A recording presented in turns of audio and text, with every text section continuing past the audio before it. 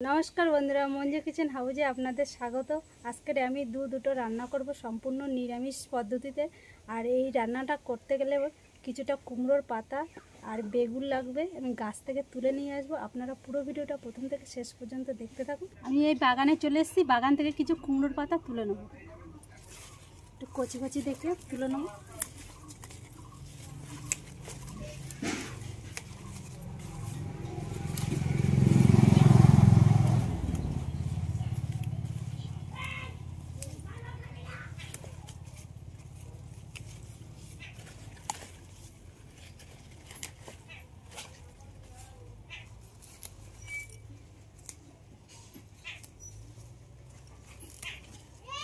जो कुमड़ोर पाता तो तुले निয়েছি, এবার গাছ থেকে বেগুন তুলে নেব।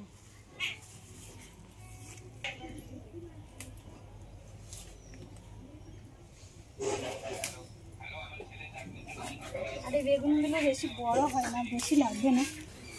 এই কুমড়োর পাতাগুলো ভালোভাবে বেছে আর আমি কেটে নেব। আর তার সাথে কয়েকটা ডগা এরকম কেটে নিয়েছি।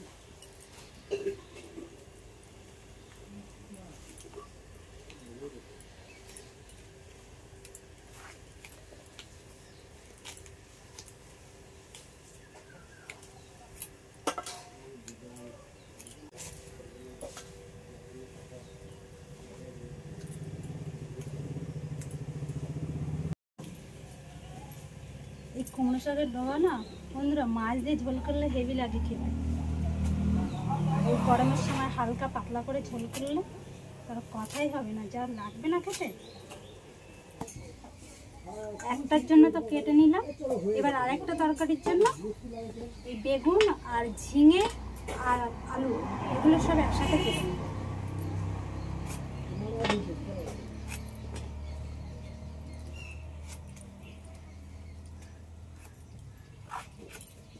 এগুলো পুরো কচি একদম।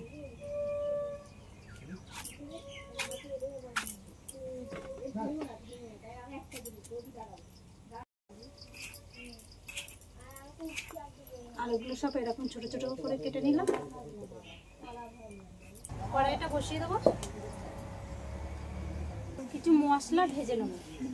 শুকনো লঙ্কা, গোটা ধনে, এলাচ, দারচিনি আর লবঙ্গ।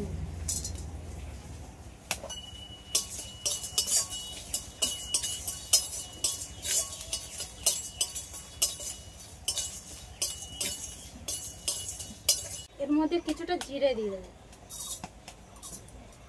সব এগুলো একসাথে আর একটু ভেজে নেব।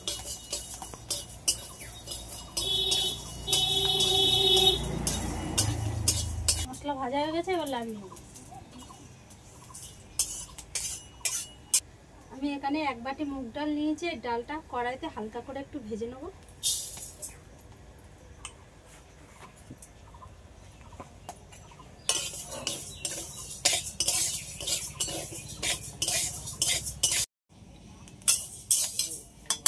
ডালটা তো হালকা করে ভেজে নিয়েছি, এবার আমি জল দিয়ে ধুয়ে নেব।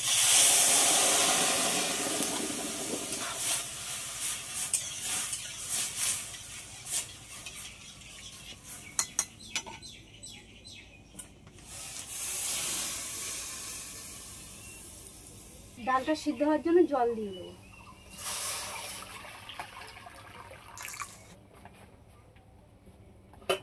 একটা ঢাকা দিয়ে দিলাম, তাড়াতাড়ি সিদ্ধ। এই ভাজা মশলাটা এবার গুঁড়ো করে নেব।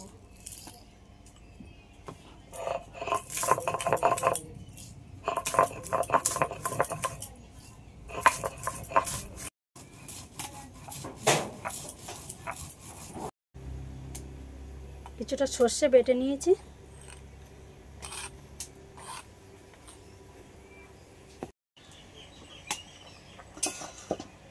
ডালটা হালকা সিদ্ধ হয়ে গেছে, পুরোটাই সিদ্ধ করিনি আমি। এবার এর মধ্যে কুমড়োর পাতাটা কেটে রেখেছি, এটা দিয়ে দেবো।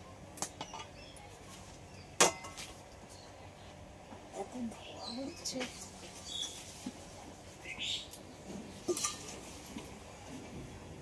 চার পাঁচটা লঙ্কা ছিঁড়ে নিয়েছি, এটা দিয়ে স্বাদ মতো লবণ দিয়ে দেবো।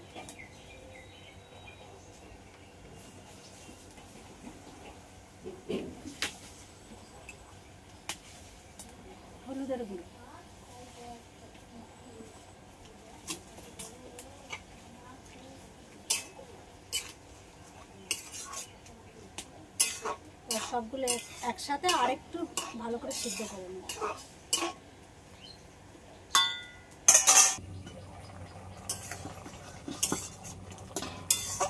ভালোভাবে সবগুলো সিদ্ধ হয়ে গেছে, এবার আমি লাবিয়ে নেব।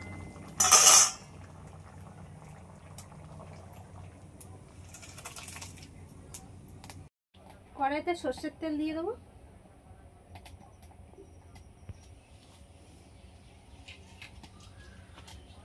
দুটো শুকনো লঙ্কা কেটে নিয়েছি, এটা তেলের উপরে দিয়ে দিচ্ছি।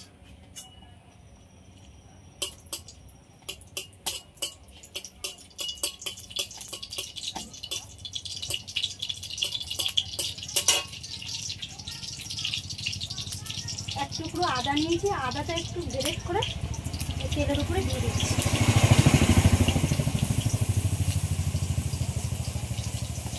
এই মুগের ডালের মধ্যে আদা দিলে খেতে ভালো লাগে সব থেকে, আর এটা নিরামিষ, ওই জন্য আমি একটু আদা দিয়ে দিলাম।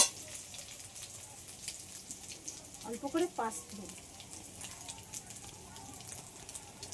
যারা পাঁচফোড়নটা পছন্দ করে না তারা নাও দিতে পারেন এই পাঁচফোড়নটা।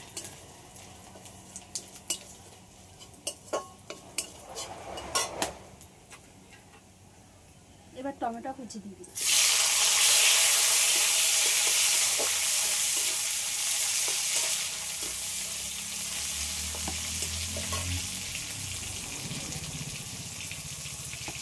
সামান্য পরিমাণে লবণ দিয়ে দিলাম,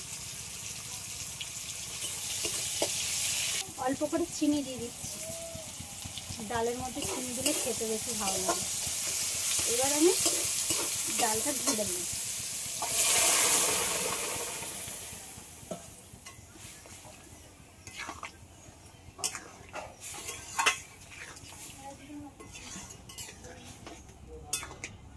পাতা দিয়ে ডাল হয়ে গেল।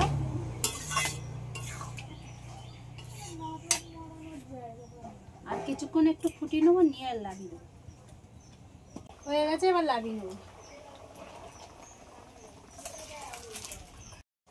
এর উপর থেকে ভাজা মশলা একটু, গুঁড়ো করা মশলা একটু দিয়ে দিচ্ছি, এভাবে ছড়িয়ে। কড়ার মধ্যে কিছুটা জল দিয়ে নিয়েছি, এবার এক বাটি সয়াবিন দিয়ে দেবো এই জলের মধ্যে। জলটা একটু গরম হয়ে গেছে,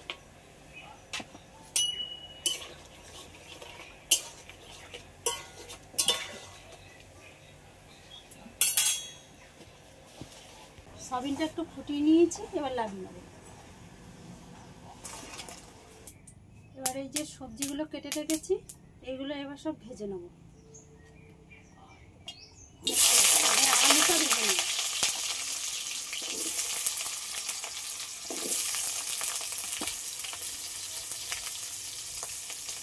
সামান্য পরিমাণে লবণ দিয়ে দেবো,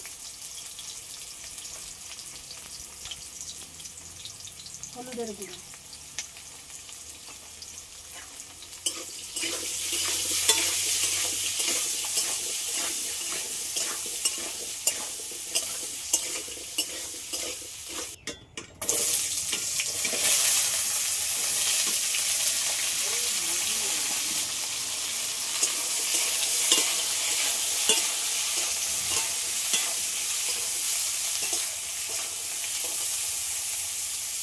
সয়াবিনটাও ভেজে নেব।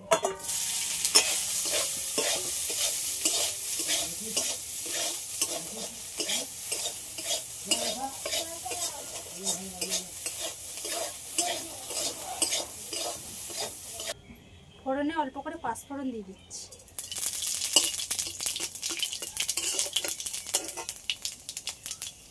টমেটো কুচি,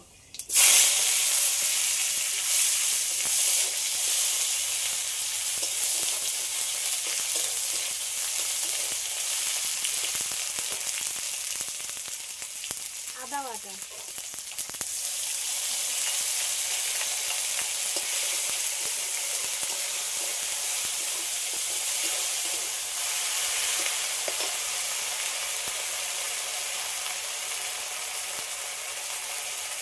লবণটা এক চামচ দেবো, তারপরে আরেকটু দিয়ে দিচ্ছি হলুদের গুঁড়ো,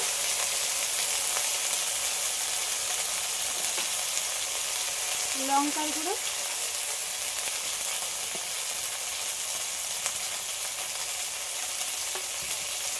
অল্প করে জল দিয়ে দেবো।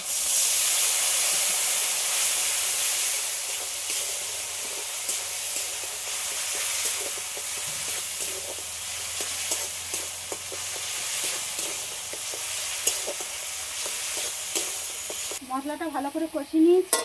এবার ভেজে রাখা সবজি আর সয়াবিনটাও দিয়ে দেবো।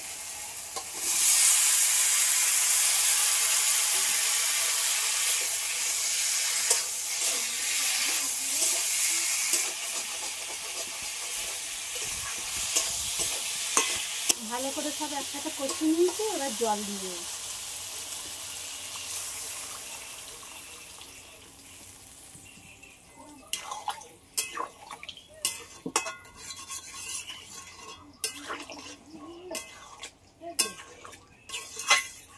ভালোভাবে সিদ্ধ হয়ে গেছে। এবার আমি সর্ষে বাটা দিয়ে দেবো।